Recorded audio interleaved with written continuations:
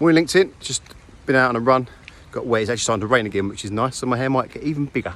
Anyway, let's do some content this morning. So I met a lady yesterday, we are buying her house.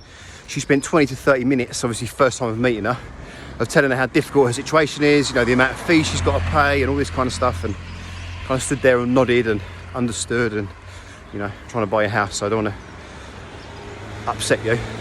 But it kind of triggered something in me, and it's a little bit like, you know, some people really love an excuse. They love to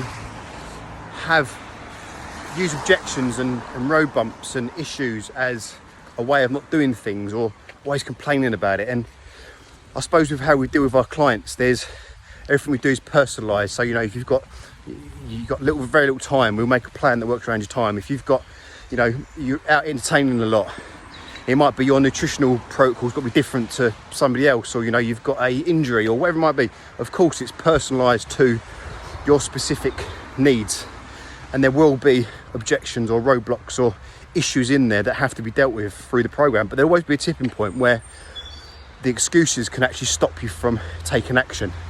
So just to give you an example, say you're sitting there and, you know, you're on Zoom from 8 in the morning to 8 at night, which I know a lot of people are doing at the moment, especially people that are very busy, you know, senior executives, etc. And you've got such a long day, and when you get to lunchtime, you're really hungry, so you have a big lunch, and you can't work out why you aren't losing weight. Well, let's look at the reasons why. You're sitting down all day, you're possibly getting up at, I don't know, 7:30 because you haven't got to do the commute anymore. And you get up, have a coffee, read the newspaper or read the news app, and then you go straight to work, and then you don't eat breakfast properly. So by the time you get to lunchtime, you're starving, so your blood sugar's through the floor, and you have 2 cream buns and a sandwich, you know, a big bloomer, like big fat bloom with cheese and pickle and all sorts in it. And then you get back on the Zoom call, it's 8 o'clock at night, and then you're tired and you're stressed, so suddenly you're having a big bowl of pasta with, you know, whatever you put in it, and half a bottle of red wine, or a full bottle of red wine. I know that one, it's quite easy for a lot of people. And we wonder why you're not losing weight.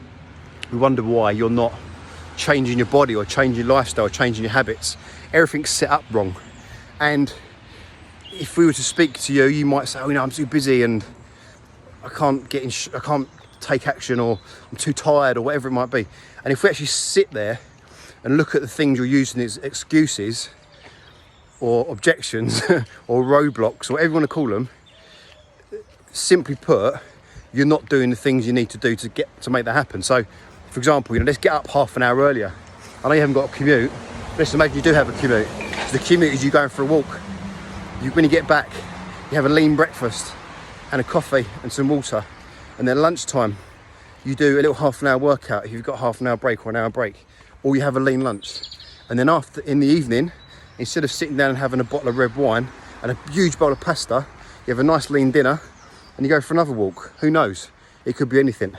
But there'll always be a tipping point where the excuses are no longer valid, because you're going to have to be called out on them and effectively start to take action. So what would I like you to take away from this video, apart from me telling you that you need to get off your bum and do stuff, which of course can be oversimplified for some people?